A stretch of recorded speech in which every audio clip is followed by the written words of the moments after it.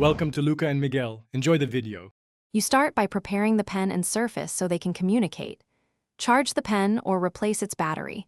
Make sure Bluetooth is enabled on your surface. Once done, press and hold the pen's top button for about 7 seconds until the LED flashes. This enters pairing mode. You'll see the surface list the pen. Tap to pair. This initial connection lets you write, click, and use pen shortcuts. Make sure you hear the confirmation tone and see the device show as connected. Once paired, you configure how the pen behaves so it feels natural in your hand. Open Settings, then Pen to assign top and side button actions. Choose single click, double click, or launch an app.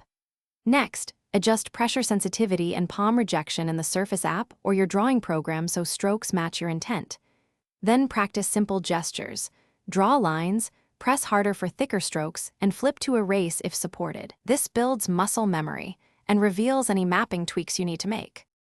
You now use advanced features and know how to fix common problems. In drawing apps, enable tilt for shading and map shortcut buttons to tools you use most. This saves time.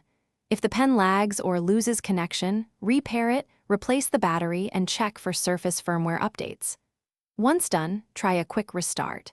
If nothing works, reset the pen by removing the battery or holding the top button for 15 seconds to force a reset. Then pair again and test immediately. Thanks for watching and please subscribe. It's the best investment you'll ever make.